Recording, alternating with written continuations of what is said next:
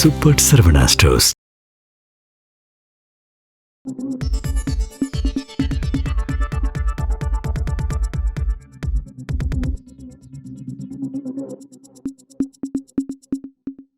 வணக்கம். அடுத்த மாதம் தமிழ்நாட்டுக்கான சட்டமன்ற தேர்தல் நடைபெற இருக்கு. இதுக்கு நடுவில் அதிரடியான சில அரசியல் மாற்றமாக தமிழ்நாட்டோட ஆளுநர் ஆர்.என். ரவி அவர்கள் வெஸ்ட் பெங்காலுக்கு இடமாற்றம் செய்யப்பட்டிருக்காரு. அதே மாதிரி தமிழ்நாட்டுடைய பொறுப்பு ஆளுநராக கேரள ஆளுநராக இருக்கக்கூடிய ராஜேந்திர அர்லேக்கர் அவர்கள் நியமிக்கப்பட்டிருக்காரு பொறுப்பு ஆளுநராக. இங்கே நம்ம ஒரு கேள்வி வரலாம், ஏன் தமிழ்நாட்டுக்கு ஒரு பொறுப்பு ஆளுநர் நியமிக்கிறோம், ஒரு ஃபுல் டைம் ஆளுநர் இல்லையா அப்படின்ற ஒரு கேள்வி வந்து எல்லாரும் எழுப்பக்கூடிய ஒரு விஷயம் தான். அதே மாதிரி பார்த்தீங்கன்னா இந்த ஆளுநர் ஆர்.என். ரவி அவர்களே எதற்காக வெஸ்ட் பெங்கால் ஆளுநராக நியமிக்கப்பட்டார், அங்கே என்னென்ன அரசியல் காய்கள் நகர்த்தப்பட போகுது, அதே மாதிரி அங்கே ஆளுநராக இருந்த ஆனந்த போஸ் அவர்கள் ஏன் திடீர்னு ராஜினாமா செஞ்சார், இதனுடைய பின்னணியில் பல்வேறு அரசியல் கணக்குகள் போடப்படுது. அதை பற்றி என்னன்றதை நம்ம இன்னைக்கு விரிவாக பேசுவோம். ஆளுநர் ஆர்.என். ரவி அவர்களை பற்றி சொல்லணும் அப்படின்னா, குறிப்பாக முதல்வர் ஸ்டாலினுடைய இந்த திமுக ஆட்சியினுடைய அந்த 5 ஆண்டு காலத்தை பற்றி ஒரு வரலாற்று ரீதியாக ஒரு புத்தகம் எழுதணும் அப்படின்னா கட்டாயமாக அதில் ஆளுநர் ஆர்.என். ரவி அவருடைய அத்தியாயம் அப்படிங்கிறது குறைஞ்சது வந்து ஒரு 20 ஒரு 30% பங்கு வகிக்கக்கூடிய ஒரு முக்கியமான சப்ஜெக்ட் அப்படிங்கிறத பார்க்குறோம். ஏன்னா ஆளுநர் ஆர்.என். ரவி அவர்களுக்கும் திமுக அரசுக்கும் இடையில் நடந்த அந்த கான்ஃப்ளிக்ட் அப்படிங்கிறத பார்த்தீங்கன்னா நாட்டில் முக்கியமாக கவனிக்கத்தக்க ஒரு அம்சமாகவே மாறுச்சு. அந்தளவுக்கு சில கான்ஃப்ளிக்ட்ஸ் எல்லாம் ஏற்படுத்தியிருக்கு அப்படிங்கிறது பார்க்க வேண்டிய ஒரு விஷயமா இருக்குது. காரணம் என்ன அப்படின்னா, அவர் வந்து சட்டமன்றம் இயற்றக்கூடிய ஒருமனதாக இயற்றக்கூடிய தீர்மானத்தின் மீது அவர் ரியாக்ட் பண்ணாமல் இருக்கிறது அப்படிங்கிறது, அதாவது அந்த அந்த கோப்புகளில் கையெழுத்து போடாமல் ஒரு அரசியல் செய்கிற நடவடிக்கையாக இருக்கட்டும். அதை தாண்டி அந்த மாதிரியான கோப்புகளை நான் ஏன் கையெழுத்து போடாமல் இருக்கு அப்படிங்கிறதுக்காக எதிர்காலத்தில் ஐஏஎஸ் ஆஃபீஸர் தான் வரக்கூடிய மாணவர்களுக்கு அவர் கிளாஸ் எடுப்பார். அந்த கிளாஸில் என்ன சொல்லுவார் அப்படின்னா, நான் ஒரு விஷயத்தை கையெழுத்து போடல அப்படின்னா அது செத்து போச்சு, அந்த தீர்மானம் அப்படிங்கிறது செத்து போச்சு அப்படிங்கிற மாதிரியான சில வகுப்புகளை எடுத்து ரொம்ப கான்ட்ரவர்சியை ஏற்படுத்திய ஒரு முக்கியமான ஒரு ஆளுநர் அப்படின்னு பார்க்குறோம். நிர்வாக ரீதியான பல்வேறு குடைச்சல் திமுக அரசுக்கு அவர் கொடுத்துருக்காரு. இதெல்லாம் தாண்டி அரசியல் ரீதியாகவும் ஒரு முக்கியமான ஒரு நபர். ஏன்னா திமுக அரசை பின்பற்றக்கூடிய அவங்க பேசிட்டு வரக்கூடிய சில கொள்கைகள், கருத்துக்கள், அந்த கருத்துக்கு நேர் மாறான ஒரு கருத்தை வெளிப்படையாகவே பகிரங்கமாக பேசக்கூடிய ஒரு நபர் அப்படிங்கிறத பார்க்குறோம். கடந்த காலத்தில் இருந்த தமிழக ஆளுநர்களுக்கும் இவருக்குமான வித்தியாசம் என்னன்னா, கடந்த கால ஆளுநர்கள் நிறைய நிர்வாக ரீதியான சிக்கல்கள் ஏற்படுத்துவாங்க. பட் இவர் வந்து பொலிட்டிக்கல் லீடராகவே நடந்துக்கிட்டார். அதாவது எப்படின்னா, தமிழ்நாட்டு பாஜகவுக்கு 2 மாநில தலைவர், ஒன்று அண்ணாமலை, இன்னொன்று ஆர்.என். ரவி அப்படிங்கிற மாதிரி வெளிப்படையாகவே ஒரு அரசியல் கிரவுண்ட் எடுத்து ட்ராவல் பண்ண ஒரு முக்கியமான நபர் அப்படிங்கிறத பார்க்குறோம். முகம் சொல்லிக்கிற மாதிரியான நிறைய விஷயம்லாம் பேசுவார். தமிழ்நாட்டுன்ற பேரே தமிழ்நாடுன்னு உச்சரிக்கக்கூடாது, தமிழகம் அப்படின்னு தான் பேசணும் அப்படிங்கிறதா இருக்கட்டும். அதே மாதிரி பார்த்தீங்கன்னா, என்னதான் இருந்தாலும் இந்த ஆளுநர் ஆர்.என். ரவி அவர்களால் திமுக கிடைச்சது நன்மையா தீமையான்னு பார்த்தா தீமையை தாண்டி நன்மை தான் பெருசு அப்படின்னு சொல்லணும். ஏன் அப்படின்னா, ஒரு அரசியல் கட்சியை பொறுத்த வரைக்கும் அந்த கட்சி உயிர்ப்போடு இருக்கிறதுக்கு ஒன்று ப்ளஸ்ஸாவோ மைனஸாவோ, அதாவது பாசிட்டிவாவோ நெகட்டிவாவோ அந்த கட்சியை பற்றி பேசிகிட்டே இருக்கணும் அப்படிங்கிறது முக்கியமான விஷயம். அந்த மாதிரி இடத்துல திமுக ஆளுங்கட்சியாக இருக்கும்போது, ஏன்னா திமுக ப்ளஸ் என்னன்னா, திமுக எதிர்க்கட்சி ஆக்டிவாக இருக்கிறது தான் திமுக ப்ளஸ். ஆனால் திமுக ஆளுங்கட்சியாக இருக்கும்போது தங்களுடைய எதிர்க்கட்சி ரோலை காட்டுறதுக்கு அவங்களுக்கு கிடைச்சிருக்க ஒரு வாய்ப்பு எதுனா, சென்ட்ரலில் இருக்கக்கூடிய மத்திய பாஜக அரசு, மோடி தலைமையான பாஜக அரசை எதிர்த்து ஃபைட் பண்ணுறதுல அது அவங்களுக்கு இங்கே ஒரு ப்ளஸ்ஸை கொடுக்கும். அதை தாண்டி ஸ்டேட்லேயே பாஜக ரெப்ரஸன்டேட்டிவாக செயல்படக்கூடிய திரு ஆர்.என். ரவி இருக்கிற பார்த்தீங்கன்னா, இவருக்கு எதிராக இவர் நாள்தோறும் திமுக எதிரான வெளிப்படைய அரசியல் விஷயங்கள் பேசுவார். அதே மாதிரி வந்து நிர்வாக ரீதியான குளறுபடிகள் ஏற்படுத்துவார். இதெல்லாத்தையும் எதிர்த்து திமுக ஃபைட் பண்ணும்போது பார்த்தீங்கன்னா, மக்கள் மத்தியில் திமுக வந்து ஒரு எதிர்க்கட்சி மாதிரி ஃபங்க்ஷன் ஆகிறாங்களா இப்போ அப்படின்ற மாதிரியான ஒரு நல்ல நெருக்கத்தையும் ஒரு நல்ல ஒரு பாசிட்டிவான ஒரு சைனையும் ஏற்படுத்துச்சு.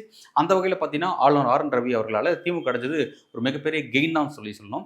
பட் நிர்வாக ரீதியான குளறுபடிகள் ஏற்படுத்தினா கூட அதெல்லாத்தையும் சுப்ரீம் கோர்ட் கொண்டு போயிட்டு இவருக்கு எதிரான சில தீர்ப்புகளை பெற்றுட்டு வந்து ஒரு வரலாற்று ரீதியான ஒரு முக்கியமான ஒரு விஷயத்தையும் திமுக செஞ்சாங்க அப்படிங்கிறது கவனிக்கத்தக்க விஷயம். அதே மாதிரி பார்த்தீங்கன்னா, ஒரு திமுகக்கு எதிரான ஒரு விமர்சனங்கள் போயிட்டு இருக்கு, இந்த அரசுக்கு எதிரான சில ஆன்டி இன்கம்பன்சி விஷயங்கள் டிஸ்கஷனில் வருது அப்படின்னா, டக்குன்னு அதை மடைமாற்றத்துக்கு 2 பேர் களத்தில் ஒதுப்பாங்க.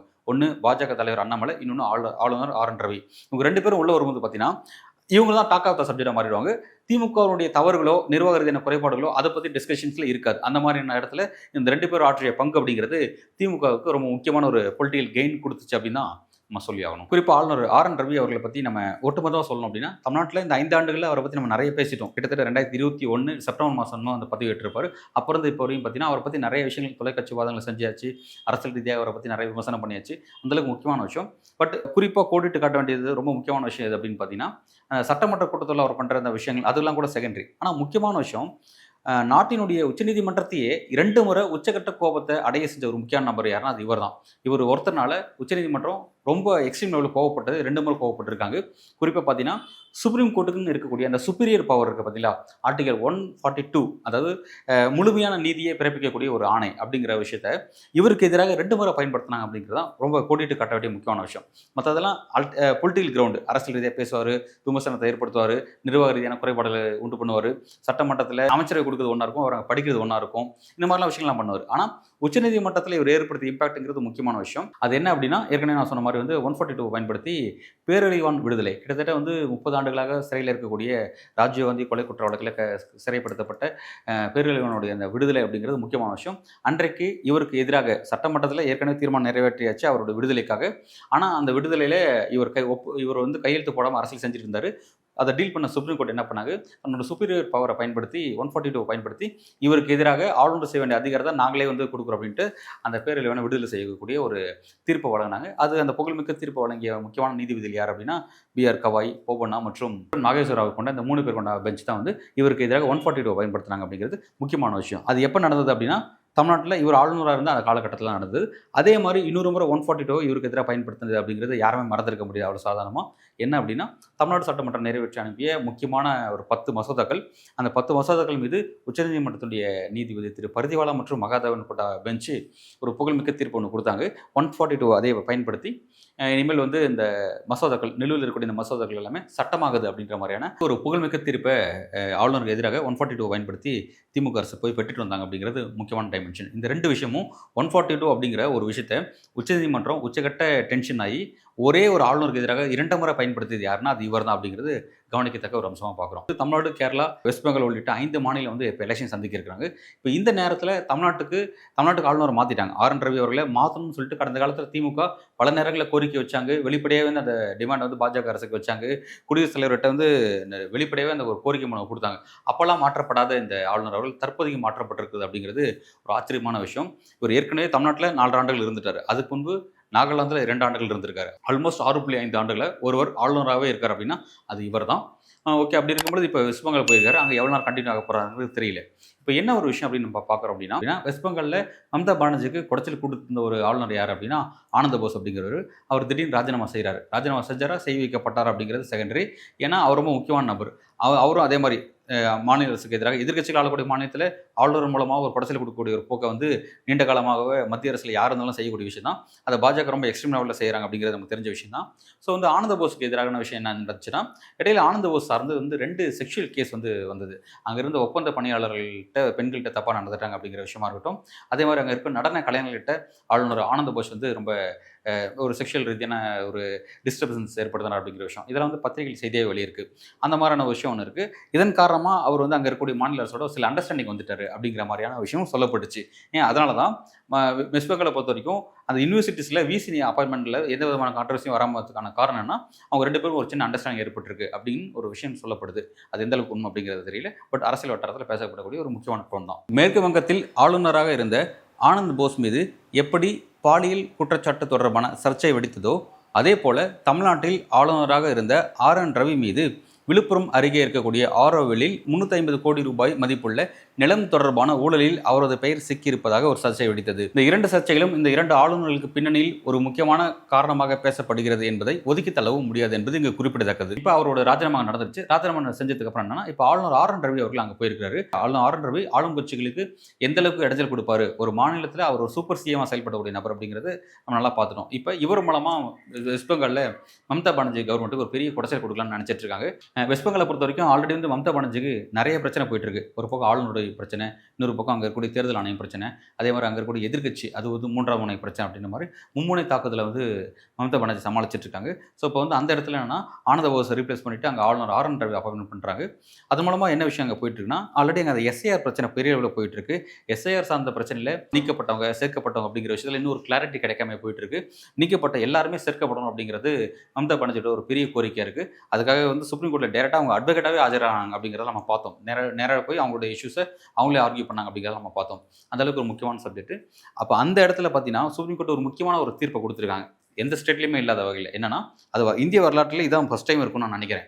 என்னன்னா, ஒரு எலெக்ஷன் கமிஷனோட டியூட்டியில் ஜுடிஷியரி பாடி ஒர்க் பண்ணுறது அப்படிங்கிறது, அதாவது ஒரு நீதிமன்றமே ஒரு நீதிமன்றத்தின் நீதிபதிகளே எலெக்ஷன் கமிஷன் செய்யக்கூடிய வேலையில் ஈடுபடுறது அப்படிங்கிறது ஃபர்ஸ்ட் டைம் ஒரு உத்தரவாக வந்து வெஸ்ட் பெங்கால் விஷயத்துலலாம் வந்து உச்சநீதிமன்றம் பிறப்பிச்சாங்க அப்படிங்கிறது கவனிக்கத்தக்க விஷயம்.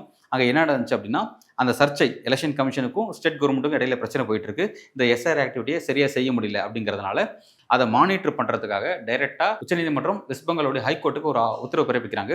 அந்த உத்தரவு என்ன சொல்கிறாங்க அப்படின்னா, அங்கே இருக்கக்கூடிய மேற்கு வங்கத்துடைய மாவட்ட நீதிமன்றத்துடைய நீதிபதிகளும் ஓய்வு பெற்ற நீதிபதிகளும் இந்த எஸ்ஆர் ஆக்டிவிட்டியில் நீங்கள் ஈடுபடுங்க அப்படின்ற மாதிரியான ஒரு ஒரு உத்தரவு அங்கேருந்து பிறப்பிக்கப்படுது. பிறப்பிக்கப்பட்டதுக்கப்புறம் அங்கே வந்து அந்த மாதிரி தான் அடுத்த ஆக்டிவிட்டிஸ் அப்படி தான் நடக்குது. மாவட்ட நீதிமன்ற நீதிபதிகளும் ஓய்வு பெற்ற நீதிபதிகளும் சேர்ந்து அந்த எஸ்ஆரோட விஷயத்தில் என்னென்ன பிரச்சனை போகுதுங்கிறது அவங்க மானிட்டர் பண்ணிட்டு இருக்காங்க அப்படிங்கிறது முக்கியமான விஷயம். நமக்கு இங்கே ஒரு கேள்வி எழலாம். நீதிமன்ற நீதிபதிகள் இந்த எஸ்ஆர் ஆக்டிவிட்டியில் ஈடுபட்டாங்க, எலெக்ஷன் கமிஷனோட வேலையில் ஈடுபட்டாங்கன்னா இப்போ அவங்க வேலையை யார் பார்க்குறதுன்னு ஒரு கேள்வி எழலாம் இல்லையா? நல்ல கேள்வி. அந்த கேள்வி என்ன ஆச்சுன்னா, அப்போ வந்து அங்கே வழக்குகள் தேக்கமடைய ஆரம்பிச்சிருச்சு. மாவட்ட நீதிமன்றங்களில் ஏற்கனவே இந்தியாவில் எவ்வளோ வழக்குகள் தேக்கமடையுது, ஒரு நீதி எவ்வளோ டிலே ஆகி நீதி வருது, காலதாமதமாக வரக்கூடிய நீதிங்கிறது ஒரு மறுக்கப்பட்ட நீதி அப்படின்ற ஒரு சொல்லடல் இருக்குது. அந்த மாதிரி இருக்கும்போது 10 வருஷத்துக்கு ஒரு முறை நீதி வருது. அதாவது ஒரு வழக்கு தொடக்கப்பட்டு பல வருஷங்கள் நடந்து ரொம்ப லேட்டாக டிலே ஆகி நீதிமன்றத்தில் தீர்ப்புகள் பிறப்பிக்கப்படுற அந்த அதிசயத்தெல்லாம் நம்ம பார்த்து தான் இருக்கோம். அப்படி இருக்கும் பொழுது எலெக்ஷன் கமிஷனோட ஆக்டிவிட்டிக்கு எப்படி நீங்கள் நீதிபதியில் நியமிக்கலாம் அப்படிங்கிற ஒரு கேள்வி எழுது. பட் உச்சநீதிமன்றம் பிறப்பிச்சாங்க அப்படிங்கிறத நம்ம பார்த்து தான் ஆகணும். அது ஒரு பக்கம் போயிட்டு இருக்கு. இப்போ என்ன சொல்லப்படுது அப்படின்னா, இந்த எஸ்ஐஆர் ஆக்டிவிட்டி எலெக்ஷன் டேட் அடுத்த வாரம் வர இருக்கு. வந்ததுக்கப்புறம் அதுக்குள்ளே எஸ்ஐஆர் ஆக்டிவிட்டி முழுசாக முடியாதனால அங்கே எலெக்ஷன் நடத்தப்படாமல் எஸ்ஐஆர் ஆக்டிவிட்டி நடத்துறதுக்காக தேர்தல் தள்ளி வைக்கக்கூடிய வாய்ப்பு ஏற்படும். தேர்தல் தள்ளி வைக்கக்கூடிய வாய்ப்பு அப்படின்னு பார்த்தா அது எப்போ அப்படின்னா, மேபி மே மாதத்தோட அந்த சிஎமோட டென்யூர் முடியுது. அதுக்குள்ளே எலெக்ஷன் நடத்தி ஆகணும். அடுத்த எலெக்ஷன் நடத்தி புதிய முதல்வர் நியமிக்கப்படணும். அந்த டைமை கொஞ்சம் தாழ்த்தி அதுக்கப்புறம் கொஞ்சம் எக்ஸ்டென்ஷன் பண்ணுறது மூலமாக என்ன நடக்க போகுது அப்படின்னா, குடியரசுத் தலைவரோட ஆட்சி அமல்படுத்துவதற்கான ஒரு வாய்ப்பு நோக்கி கொண்டு போகிறாங்க அப்படிங்கிற மாதிரியான விஷயம் சொல்லப்படுது. குடியரசுத் தலைவர் ஆட்சிக்கு போயிடுச்சு அப்படின்னா அதுக்கப்புறம் நிர்வாக ரீதியான காரணங்களுக்காக அது வந்து நீட்டிக்கப்படக்கூடிய ஒரு சுச்சுவேஷன்ஸ் இருக்குது. ஸோ தங்களுக்கு சாதகமான ஒரு குரண்டு உருவானதுக்கு அப்புறம் திரும்ப எலெக்ஷன் நடத்தக்கூடிய ஒரு வேலையை வெஸ்ட் பெங்காலை பொறுத்த வரைக்கும் பாஜக செய்யக்கூடும் அப்படின்ற மாதிரி சில மூத்த பத்திரிகையாளர்கள் தங்களோட கருத்துக்களை முன்வைக்கிறாங்க. அந்த மாதிரியான சில அரசியல் கணக்குகளும் பேசப்படுது அப்படிங்கிறது நம்ம மறுக்க முடியாது அப்படிங்கிறது பார்க்க வேண்டியதாக இருக்குது. இது வெஸ்ட் பெங்காலோட பிரச்சனை. இப்போ அப்படியே நம்ம தமிழ்நாட்டுக்கு வருவோம். தமிழ்நாட்டை பொறுத்த வரைக்கும் பாஜகவுடைய கணக்கு என்னவா இருக்குன்னா, வர இருக்கக்கூடிய இந்த 2026 தேர்தல் முடிவுகள் எந்த ஒரு கூட்டணிக்கும், திமுக கூட்டணியோ எந்த ஒரு கூட்டணிக்குமே பெரும்பான்மை கிடைக்காம ஒரு ஹங் அசம்பிளி தொங்கு சட்டமன்றம் ஏற்பட வாய்ப்பு இருக்குது. ஸோ வந்து அந்த வாய்ப்பை சரியாக பயன்படுத்திக்கணும் அப்படிங்கிற மாதிரியான விஷயத்தை கணக்கு போகிற சொல்லப்படுது. இதுக்கான எக்ஸாம்பிள் என்ன அப்படின்னா, இதுக்கு முன்பு 2017 காலகட்டத்தில் அன்றைய முதல்வர் ஜெயலலிதா அவர்கள் மறைந்ததுக்கு பிறகு ஓபிஎஸ் அவர்கள் டெம்பரவரியாக சிஎம் பதவி வகிச்சிட்டு இருந்தார். அந்த நேரத்தில் அவர் அங்கேருந்து ரிமூவ் பண்ணிவிட்டு சசிகலா பதவி இருக்க சில முயற்சிகள் நடந்துட்டு இருந்துச்சு. அப்போ தமிழ்நாட்டுன்னு சொல்லி ஒரு இண்டிவிஜுவலான ஆளுநர் அப்போ இல்லை. மகாராஷ்டிரோட ஆளுநர் அந்த விஜயசாகர் ராவ் தான் தமிழ்நாட்டுடைய பொறுப்பை கூடுதலாக பார்த்துருந்தாரு.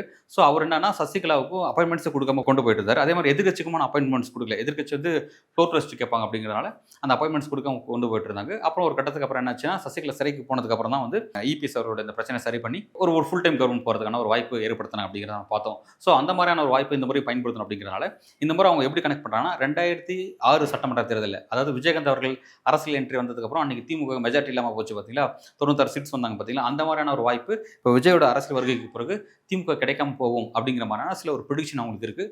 அப்படி ஒருவேளை அது ஏற்பட்டுச்சு அப்படின்னா, பெரும்பான்மை நிரூபிக்கிறதுல சில சிக்கல்கள் ஏற்பட்டுச்சுன்னா அந்த வாய்ப்பை சரியாக பயன்படுத்தி கவர்னரோட அப்பாயின்மெண்ட் கிடைக்காம இழுத்தடிச்சு கொண்டு போகணும், ஒரு டைம் ஒரு குடியரசுத் தலைவர் ஆட்சி அமல்படுத்தி தான் பார்க்கணும் அப்படிங்கிற மாதிரியான சில விஷயத்தை நோக்கி கணக்கில் போடுறதா சொல்லப்படுது. இதுவும் சில மூத்த பத்திரிகையாளர்கள் வந்து தங்கள் சோர்ஸ் மூலம் சொல்கிறாங்க. அதுக்கான வாய்ப்புகள் இருக்குது அப்படிங்கிற மாதிரி சொல்கிறாங்க. பட் அதை நோக்கி நகர போதா? ஸோ வந்து அந்த மாதிரி பாஜக போகிற கணக்குப்படி இந்த அரசியல் போக போதா, அல்லது ஒரு இண்டிவிஜுவல் பார்ட்டியே டிஎம்கே வந்து மெஜாரிட்டி கிடச்சிடும் அப்படின்னு தான் சொல்லப்படுது. மேபி 11th ஹவரில் என்ன வேணால் நடக்கலாம் இல்லையா? கடைசி கட்டத்தில் விஜயோட டிசிஷன் மாறலாம், இல்லை வேறு விஷயங்கள் ஏதாவது மாற்றி அமைக்கப்படலாம். மாற்றும் பொழுது ஏதாவது இஷ்யூஸ் வந்ததுன்னா அதை வந்து தங்களுக்கு சாதமாக பயன்படுத்தணும் அப்படின்னு நினைக்கிறாங்க. அதை நோக்கி நகரதா இல்லையாங்கிறத நம்ம வெயிட் பண்ணி தான் பார்க்கணும். ஸோ இந்த ஆளுநர் மாற்றத்துக்கு பின்பு இந்த மாதிரியான அதிரடியான சில கணக்கில் போடப்பட்டிருக்கு. தமிழ்நாட்டில் வெஸ்ட் பெங்காலில் மட்டும் ஆளுநர் மாற்றம் இல்லாமல் ஒட்டுமொத்தம் ஒரு 7 ஸ்டேட்ஸில் இந்த மாற்றம் செஞ்சுருக்காங்க. மகாராஷ்டிரா செஞ்சுருக்காங்க, அதே மாதிரி டெல்லியில் நடந்திருக்கு, பீகாரில் நடந்திருக்கு. இந்த மாதிரியான பல இடத்துல மாற்றம் செஞ்சு இது வந்து ஒரு நிர்வாக ரீதியான நடவடிக்கை அப்படிங்கிற மாதிரியான தோட்டத்தை ஏற்படுத்துகிறாங்க. பட் பர்டிகுலராக அவங்களோட காய் வந்து வெஸ்ட் பெங்காலுக்கு பிரைம் காய் நகர்த்திருக்காங்க. அதே மாதிரி கூடுதல் தமிழ்நாட்டுக்கும் ஒரு காய் நகர்த்தி வச்சிருக்காங்க அப்படிங்கிற மாதிரி சொல்கிறாங்க. இது உண்மையை அதை நோக்கி தான் நகருதா, வேறு ஏதாவது டைமென்ஷன்ஸ் மாறப்போகுது அப்படிங்கிறத நம்ம பொறுத்திருந்து பார்க்கலாம். ஓகே, நன்றி.